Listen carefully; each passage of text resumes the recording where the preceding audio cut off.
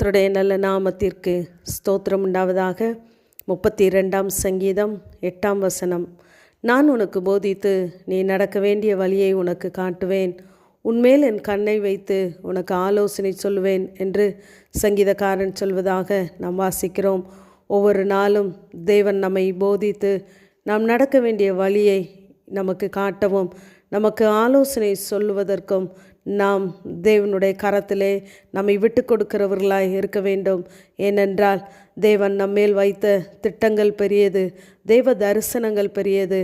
ஆகவே நாம் நம்முடைய குறுகிய வட்டத்திலிருந்து தேவன் நம்மை விசாலமாய் நடத்துவதற்கு நாம் தேவனிடத்திலே விட்டு கொடுக்கும் பொழுது தேவன் நம்மை பார்த்து நமக்கு போதிக்கிறவராய், நமக்கு ஆலோசனை சொல்லுகிறவராய், நமக்கு வழிகாட்டுகிறவராய், நம்மோடு கூட இருந்து நம்மை நடத்துகிறவராகவே இருக்கிறார்.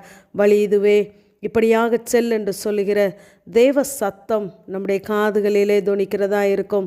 நாம் வழி விலகி போகும் பொழுது கூட தேவன் நம்மை எச்சரிக்கிறவராய், நல்ல ஆலோசனை கர்த்தராய் கூட இருந்து நடத்துகிறார். அவர் ஆலோசனையில் ஆச்சரியமானவர், செயலில் மகத்துவமானவர் என்பதை நாம் புரிந்து கொள்ள வேண்டும்.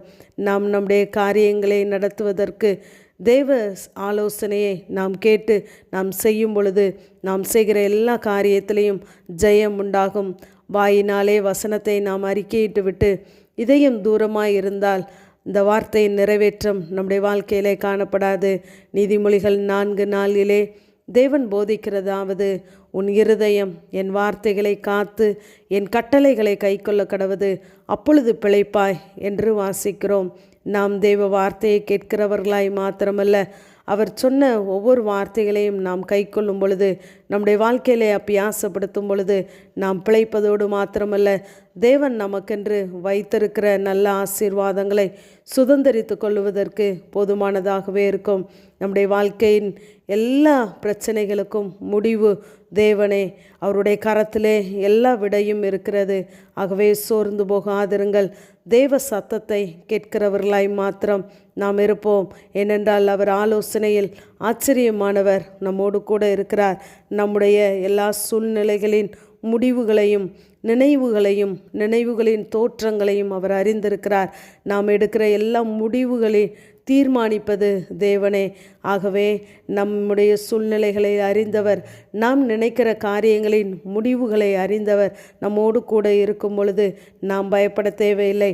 அவருடைய ஆலோசனைக்கு நாம் செவி கொடுக்கும் பொழுது தேவன் நம்மை நேர்த்தியாய் நடத்துகிறவராகவே இருக்கிறார். தாவீது சொல்லும்போது, எனக்கு ஆலோசனை தந்த கர்த்தரை துதிப்பேன் என்று துதிக்கிறார். நாம் அநேக நேரங்களிலே தேவன் செய்த நன்மைகளை நினைக்கிறோம், தேவன் தந்த பாதுகாப்பை நினைவு கூறுகிறோம், தேவன் தந்த சுகத்தை நினைவு கூறுகிறோம். ஆனால் அநேக சூழ்நிலைகளிலே நம் மனதிலே தேவன் தந்த ஆலோசனை நம்முடைய சூழ்நிலைகளை மாற்றி போடுகிறதா இருந்தது. அதை ஒரு விசை நீங்கள் சிந்தித்து பார்ப்பீர்களானால் தேவனை துதிக்காமல் இருக்க முடியாது. இப்படிப்பட்ட சூழ்நிலைகளிலே தேவன் நமக்கு ஆலோசனை தருகிறவர். நம்முடைய சிந்தையிலே, நம்முடைய எண்ணங்களிலே இப்படிப்பட்ட ஆலோசனைகளை தந்து தேவன் நம்மை நேர்த்தியாய் நடத்துகிறார். யோபு சொல்லும் பொழுது, துன்மார்க்கரின் ஆலோசனை எனக்கு தூரமாய் இருப்பதாக என்று சொல்லுகிறார். மனிதனுடைய ஆலோசனையை அபத்தமாக்குகிற தேவ ஆலோசனையை நம்மிலே நிறைவேற்றுவதற்கு நாம் தேவனுடைய சமூகத்திலே காத்திருக்கிறவர்களாய், நம்மை விட்டு கொடுக்கிறவர்களாய் இருக்க வேண்டும். ஒவ்வொரு நாளும் ஜெப வேளைகளிலே தேவனே உம்முடைய ஆலோசனையின்படி என்னை நடத்தும் என்று நாம் தேவ சமூகத்திலே நாம் அறிக்கையிடுகிறவர்களாய் இருக்க வேண்டும். நாம் மங்களாய்க்கிற காரியங்களிலே நாம் என்ன செய்ய வேண்டும், எப்படி செய்ய வேண்டும் என்று ஆலோசனை தருகிற தேவன் நம்மோடு கூட இருக்கிறார். ஏனென்றால் வழி இதுவே என்று சொல்லுகிற தேவன் நம்முடைய நினைவுகளிலே, சிந்தைகளிலே அவருடைய பாதையை நமக்கு காட்டுகிறவராகவே இருக்கிறார். ஆகவே ஒரு நாளும் மறந்து போகாதிருங்கள். மனிதனிடத்திலே போய் ஆலோசனை கேட்பதை காட்டிலும் தேவ சமூகத்திலே நாம் காத்திருக்கும் பொழுது தேவன் நம்மை நேர்த்தியாய் நடத்த போதுமானவர். ஆமேன். ஜெபம். பிதாவாகிய தேவனே, குமாரனாகிய இயேசு கிறிஸ்துவின் நாமத்தின் மூலமாய் உடைய சன்னிதானத்திலே வருகிறேன். நான் உனக்கு முன்னே சென்று கோணலானவைகளை நேராக்குவேன் என்று சொன்ன தேவன் எங்களை போதிக்கிறதோடு மாத்திரமல்ல, எங்களுக்கு வழிகாட்டுகிறவர், ஆலோசனை சொல்கிறவர், எங்களுக்கு முன்பாய் கடந்து செல்கிறவர். எல்லாவற்றையும் நீ நேர்த்தியாக்கி ஆண்டவரே உடைய ஆலோசனையின் பேரிலே எங்கள் ஒவ்வொருவரையும் நடத்தும்படியாய் உடைய கரங்களிலே தாழ்த்தி தருகிறோம். பொறுப்படுத்திக் கொள்ளுங்கள். இயேசு கிறிஸ்துவின் மூல ஜெபங்கேலும் எங்கள் ஜீவனுள்ள நல்ல பிதாவே. ஆமேன். ஆமேன்.